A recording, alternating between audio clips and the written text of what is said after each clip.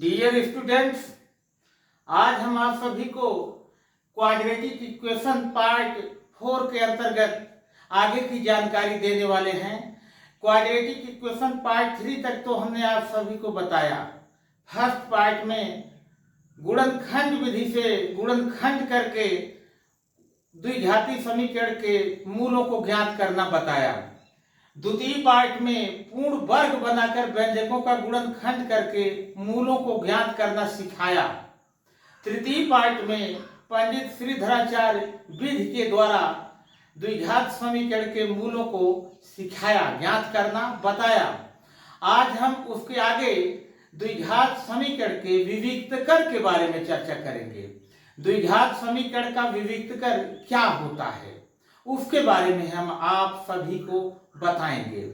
द्विघात समीकरण का विविक्तकर जो आप पंडित श्रीधराचार्य विधि में जो सूत्र उपयोग किए हैं उसमें जो कड़ी के अंदर होता है, अर्थात कड़ी के अंदर यही लिखा हुआ रहता है b² - 4ac, इसी को हम द्विघात समीकरण का विविक्तकर कहते हैं।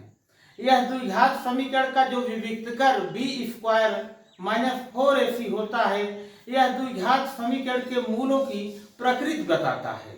यह बताता है कि मूल द्विघात समीकरण के जो मूल हैं वो वास्तविक हैं कि काल्पनिक हैं। तो इसमें 3 कंडीशन आती है। पहली कंडीशन, पहले यह समझिए आप सभी कि विविक्तकर राइट कैसे किया जाता है।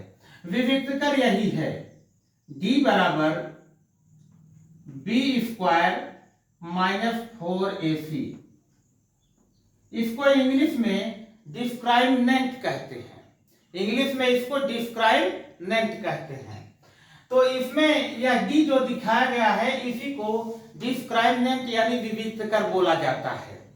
तो जैसे कोई द्विघात समीकरण है, 2-3 उदाहरण लेकर हम आप सभी को समझाने का प्रयास करते हैं।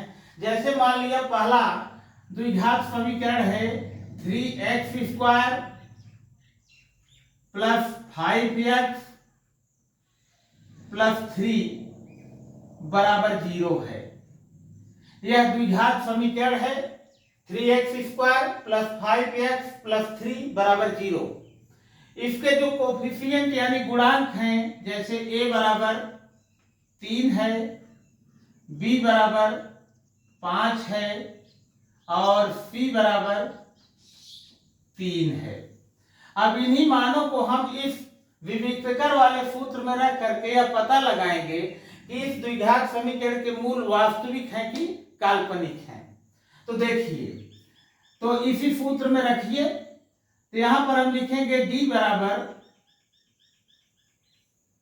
b का मान यहां पर 5 है, 5 का स्क्वायर -4 इंटू a का मतलब है यहां पर 3 और इंटू c का मतलब भी है 3। फिर यहां हम लिखेंगे 5 का वर्ग 25 होता है, -4 तिहाई 12 तिहाई 36 हुआ। इसको घटाएंगे तो 25 में से 36 निकलेगा तो -11 बचेगा। यहाँ पर निगेटिव प्राप्त हुआ है। द्विघात समीकरण का जो विविक्तकर है वह क्या प्राप्त हुआ है? निगेटिव। निगेटिव यह बताता है कि जब द्विघात समीकरण का विविक्तकर निगेटिव आ गया तो हम यही कहेंगे इस द्विघात समीकरण के मूल काल्पनिक होंगे, कोई वास्तविक मूल नहीं होगा। तो इस तरह हमने एक उदाहरण के माध्यम से आप सभी को बताया कि इस द्विघात समीकरण के मूल वास्तविक हैं। क्यों वास्तविक हैं? क्योंकि यहाँ विविक्तकर निगेटिव नंबर प्राप्त हुआ है। वैसे विविक्तकर की 3 कंडीशन होती है। तो पहले हम उन्हीं कंडीशनों को एक बार आप सबको कंडीशनों से रूबरू करवा देते हैं। तो देखिए, पहली कंडीशन है यदि d > 0, यदि विविक्तकर किसी द्विघात समीकरण का 0 से बड़ा है तो हम कहते हैं कि उस द्विघात समीकरण के मूल वास्तविक और दोनों भिन्न भिन्न होंगे, यानी कि अलग अलग क्वालिटी के होंगे। दोनों वास्तविक होंगे या तो एक पॉजिटिव होगा या तो एक निगेटिव, या तो दोनों संख्याएं अलग अलग होंगी। दूसरी कंडीशन है d बराबर 0। अगर विविक्तकर 0 आ जाता है तब हम कहते हैं कि इस द्विघात समीकरण के मूल बराबर हैं। इस द्विघात समीकरण के मूल क्या है? पूर्ण वर्ग हैं और बराबर हैं। तीसरी कंडीशन है यदि d छोटा है 0 से, यानी विविक्तकर कोई निगेटिव नंबर आ गया, तब हम यही कहेंगे कि इस द्विघात समीकरण के मूल वास्तविक नहीं बल्कि काल्पनिक हैं। तो इन तीन कंडीशनों से हम यह पता लगाते हैं कि द्विघात समीकरण के मूल वास्तविक हैं कि काल्पनिक हैं। और उदाहरण के माध्यम से देखिए, यहां पर हम एक और उदाहरण रख रहे हैं। देखिए आप सभी लोग,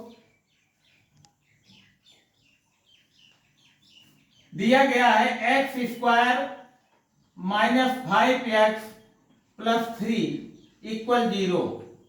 यह एक द्विघात समीकरण है।